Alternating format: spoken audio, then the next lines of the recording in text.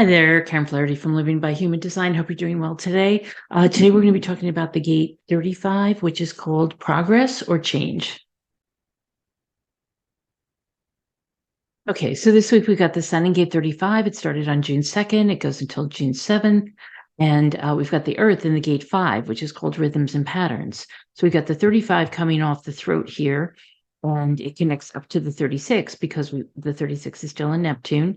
And then we've got the gate 5 coming off the top of the sacral. And so if you've got anything that connects to any of these other gates that are hanging, then you might have an additional defined center this week, but everybody is going to feel like we've got the defined throat, which is energized because it's connected to a motor, the solar plexus. And as a result of that, we're all going to feel like manifestors, or at least have the feeling of manifestors. So we'll feel like we can speak, like we have the energy to speak. And we'll also, because the solar plexus is defined, we'll have a little emotion, conjunction with that. So those are the two centers that get defined. If you don't usually have these defined and they are defined for you, it might feel a little different. This is, what we'll kind of be on the lookout for this week. Lots of energy and lots of emotion. And Pluto is still retrograde. So with this gate 35, we call it progress or change in the original I Ching. And so by design, progress cannot exist in a vacuum, and it is dependent on interaction.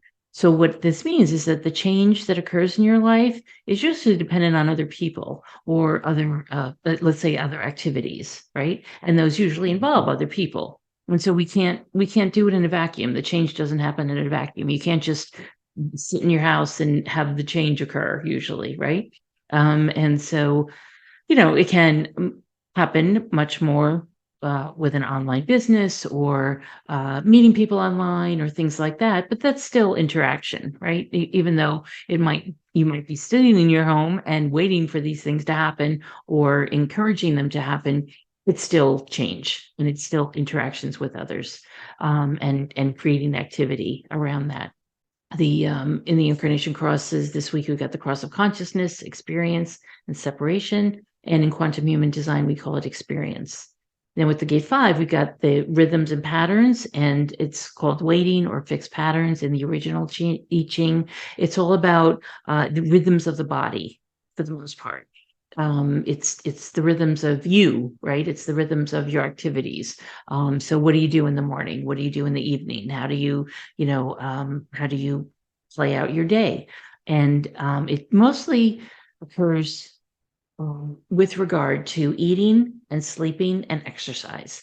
That's where I see it most often play out in people's body charts, in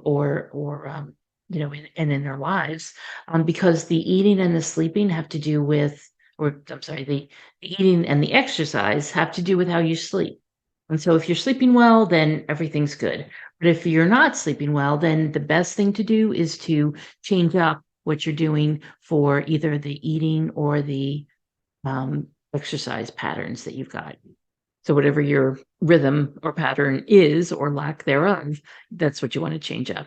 And so, if you're not sleeping well, it's either not enough exercise, sometimes too much exercise, especially for generators and manifesting generators. You will usually need more exercise. For projectors, manifestors, and reflectors, usually it's less exercise that will help you there. Because you don't have as many motors, and you don't need to run them out by the end of the day. With regard to eating, you'll just want to tweak things, perhaps try a few different things and see if that helps with the sleep patterns. The body does like to be in a pattern, and the more you can adhere to that pattern, the better, whether you have the gate 5 or not. This one really plays out for all of us. The body is the body, right? And the body needs to have a pattern that works for it. In the gene keys, impatience is the shadow, patience is the gift, and timelessness is the CD. And in quantum human design, we call this gate consistency. So in the gene key 35, we've got the shadow as hunger, and that's hunger for change or hunger for something different, something to be changing up in your life. And the gift is adventure, and the CD is boundlessness. On the repressive side of the shadow, the fearful side, we've got boredom, being bored, not because you're so fearful, you don't want to take advantage of the changes that are occurring in your life or that could occur in your life. And so you don't, you don't follow the things that come up. You don't want to do them. And on the reactive side, it's manic because you're trying to change up so many things. Maybe, these are the people who change for the sake of change, right?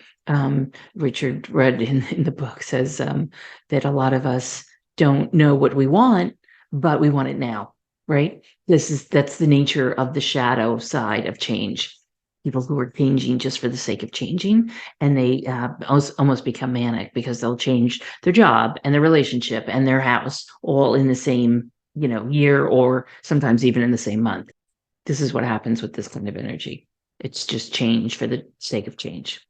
And he says in the graphic, that's the purpose of life, to grow in awareness. Now, we are supposed to change.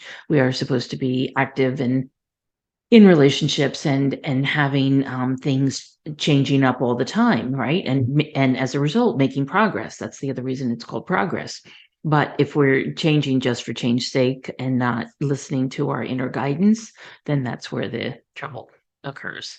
So the gift is adventure, because life's an adventure basically. And if we're experiencing the changes, being with other people, having the experiences, activities, projects, whatever it is that's going on in life, it can be a lot of fun. And it keeps us not bored, right? It keeps us active and vital and really looking toward the next adventure. And he says the secret, though, of the 35th gene key is the easiest and quickest way to change your life for the better is to give your love unconditionally in as many areas of your life as you dare. So that's a dare, right? And so if you do want to change things up and you do want to make your life better, that's an easy way to do it, is to love unconditionally and do it in as many areas as you can.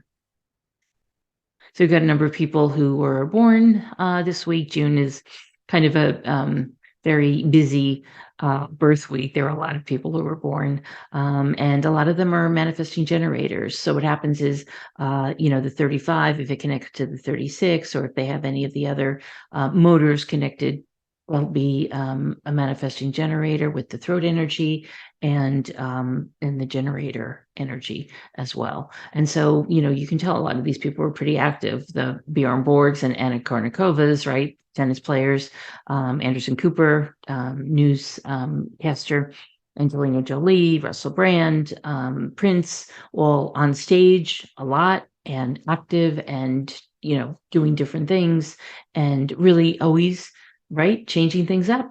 And that's what keeps them, active and vital and moving into new areas of their life. So it's not just one area, right, that's changing up. It's a lot of different areas that are changing up as they're guided to change them.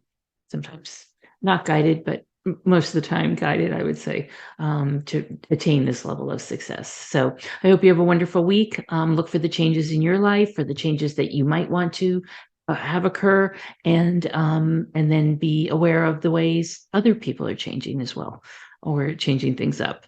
Don't be surprised if you get some surprise phone calls of people making changes. So have a great week, and I'll see you soon. Take care.